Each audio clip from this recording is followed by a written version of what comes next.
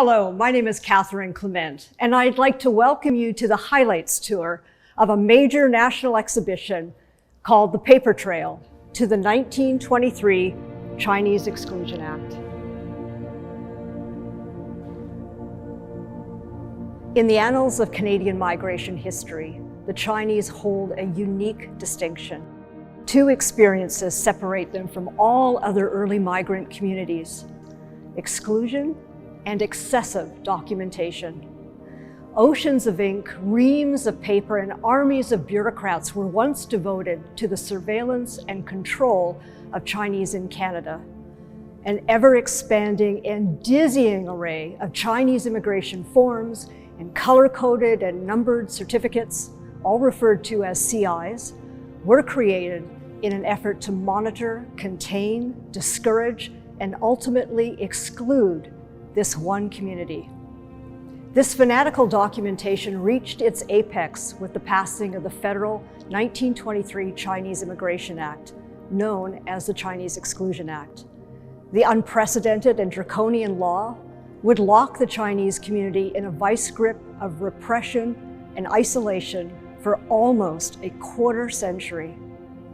This is the story of the Chinese community's darkest and for some most despairing period in Canada. It is told through the voluminous paper trail it left behind.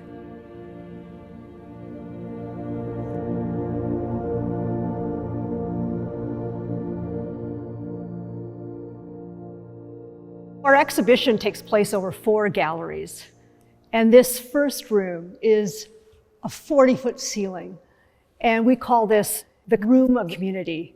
And really what it's doing is it's illustrating how the community reacted, and the collection of all these certificates that were part of the registration have become part of these giant lanterns.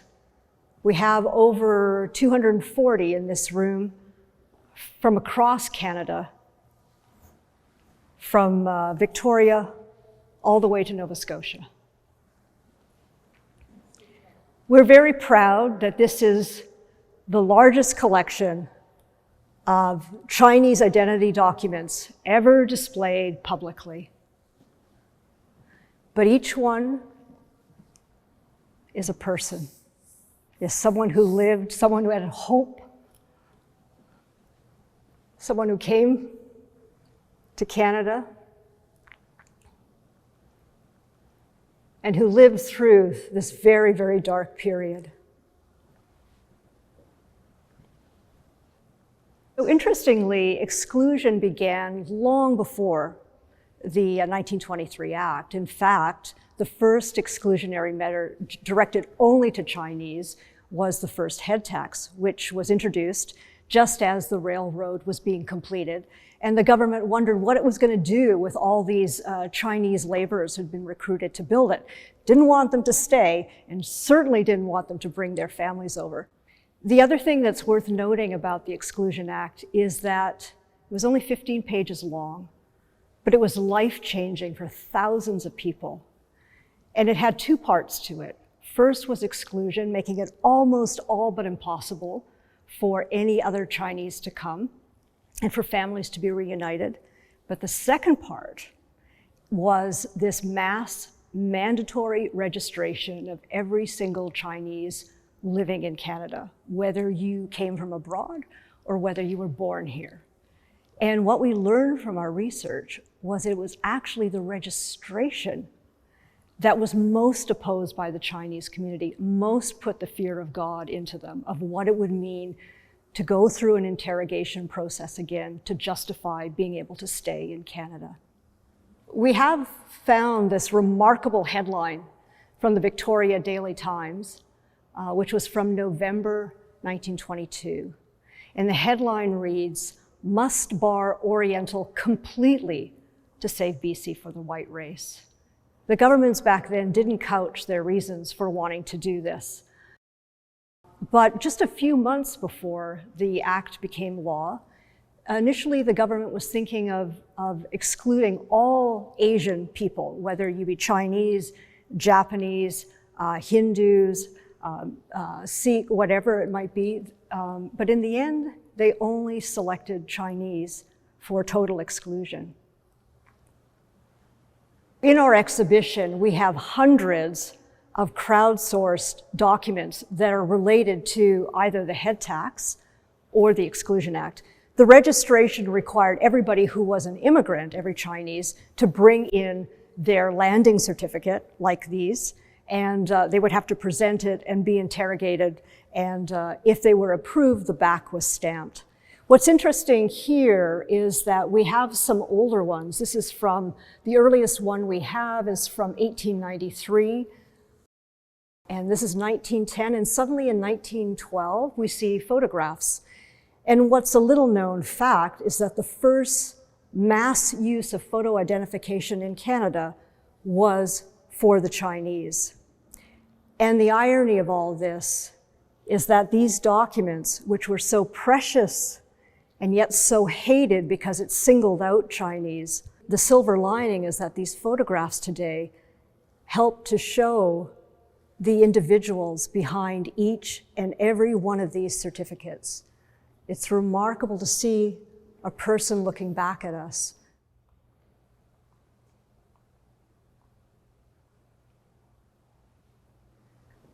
So one of the things that we discovered through this massive amount of research that we did is some of the government records.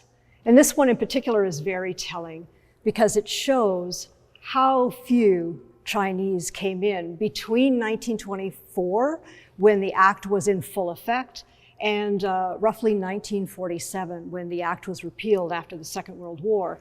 And according to the government's own records, only 44 Chinese were given an exemption to come into Canada. The act went in on July 1st, 1923. To register, this poster was made by the Canadian government, and it looks at different cities and where people had to register. And in many cases, people had to go to their local RCMP detachment to actually be interrogated and registered. And this is what people feared. What if I don't remember everything according to what the government has on record? What if I came in as a paper son? What if I came in as a merchant and didn't pay the head tax, but my business failed in the intervening years? What would happen to me? There was so much speculation and fear that took place during that 1 year. And in our research, we began to discover just how much people started to unravel and lose hope. So this part of the gallery is where we begin to look at the experience of exclusion, how it played out in different people's lives, in the lives of real people. And the first is a found story of this man. His name is Tai Hing Gom. He's age 42. And this photo is of him in a place called Essendale Insane Asylum.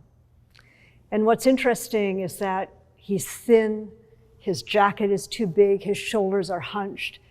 He can't even look at the camera as though he feels such shame and depression. But what's most interesting is he was admitted to Essendale on July 13th, 1923, so 13 days after the act went into effect. And we discovered in the records he was one of several men who during that year of the registration unraveled and broke and ended up in the insane asylum.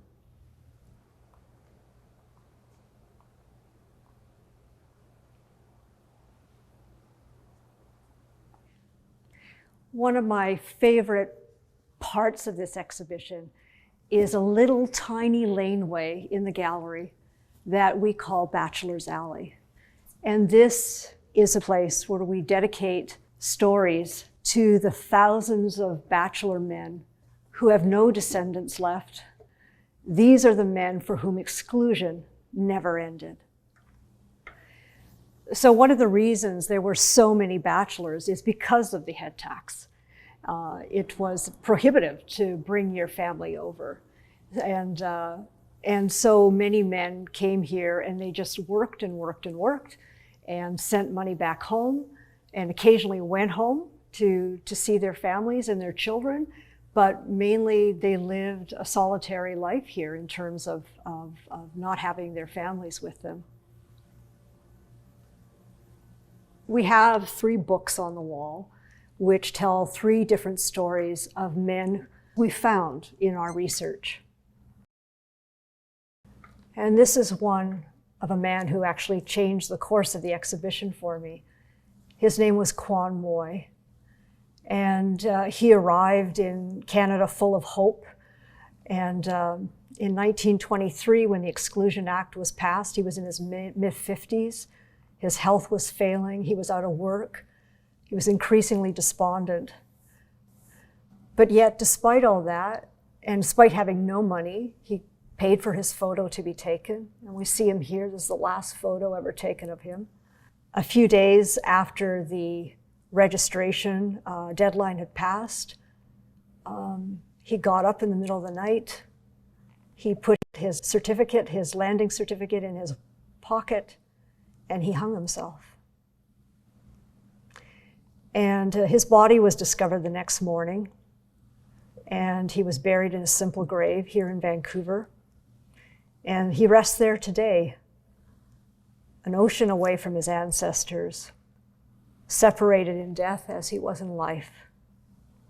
And we don't know how much the Exclusion Act played into this, but all we know is that he is one of many bachelors who committed suicide during that 1 year when the act was coming in.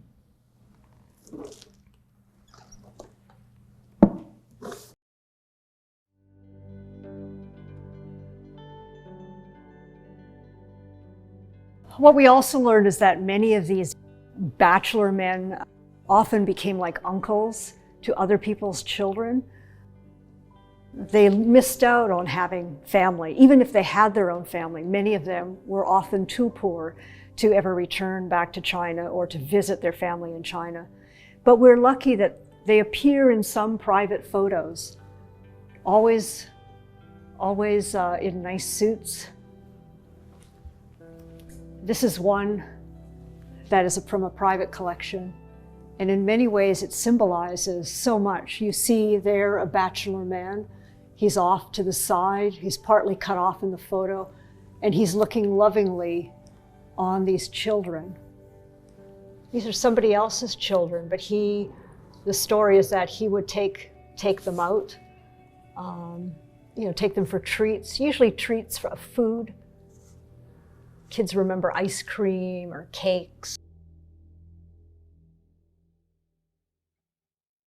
So in these galleries, we looked at the experience of exclusion of laborers and the hundreds and hundreds of single Chinese bachelor men. Here on this wall, we're looking at exclusion for those who were born in Canada. And the government wasn't too sure what to do with the children born here. They had to be registered. And so they decided to create a new CI certificate called a CI-45 with a picture of the child.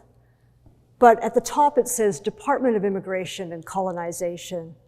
And at the bottom of the certificate is a very magical line that says, this certificate does not establish legal status in Canada.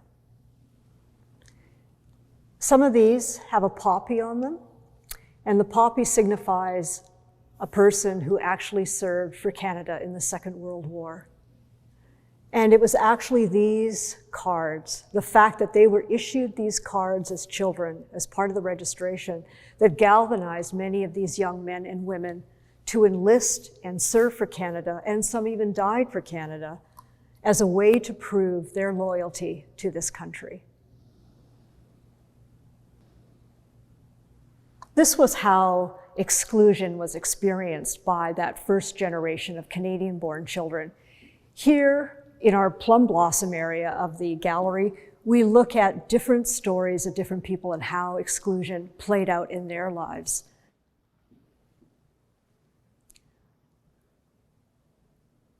So some of them are on the wall and were very dramatic, like what happened to fragmented families, interracial marriages. We also have all these different little card catalog drawers, were each one with a different story of how exclusion played out for different people. Interestingly, while all this exclusion is going on, the government and the different travel companies have creating these posters to save Canada for the white race.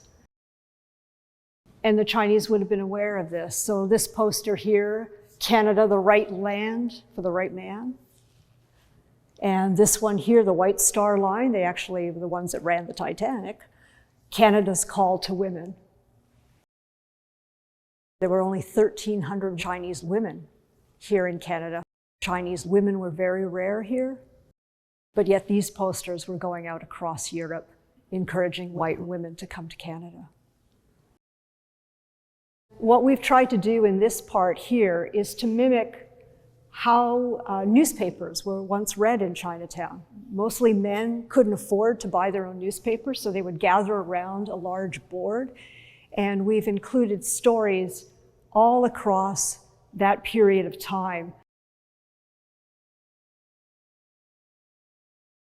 We also have 2 films, short documentaries, that we're displaying. One is called Remembering Chinese Bachelors, and the other one is called Repeal and Reunion. We chose to do a couple of films because we wanted to have eyewitness testimony of both the bachelors and also for those families that after the repeal finally reunited, and all the struggles that involved, that exclusion had this lasting impact that didn't end in 1947. The wake of it continued on for years after it was repealed. One of the things we found in the Chinese newspaper was a notice that was printed on June 29th, 1933. So it was the 10th anniversary of the Exclusion Act. And the Chinese Benevolent Association put in this little notice. On July 1st, 1923, the Canadian government enacted the Chinese Immigration Act with 43 cruel sections, seemingly a lifetime, seemingly in no time. We're now into the 10th year.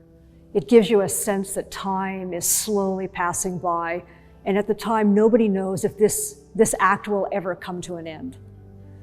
We hope all Chinese from all walks of life suspend your work or business on July 1st for collective remembrance. And in fact, for many years, the Chinese community never celebrated Canada Day. Only together can we remember and may one day undo the burning humiliation and shame. And what's interesting is that within one generation, the story of what happened during exclusion was gone. And I think that was purposely done. As one woman once said to me, "Look, Catherine, we have been the target of government for so long that all we wanted to do was blend in. We just wanted to blend in to the fabric of Canada. We didn't want to call any more attention to ourselves. But in doing that, they forgot to pass on all the things that the community had been through." And this exhibition is very much not just about the knowledge of this act and how it played out in people's lives. It's also designed to be a tribute to all those who went before us and who lived through this. And it's also designed to be a remembrance for all the thousands of men whose names are lost and who have no one to remember them, no descendants. So all of that is what we're trying to accomplish in this exhibition on the 100th anniversary of the Exclusion Act.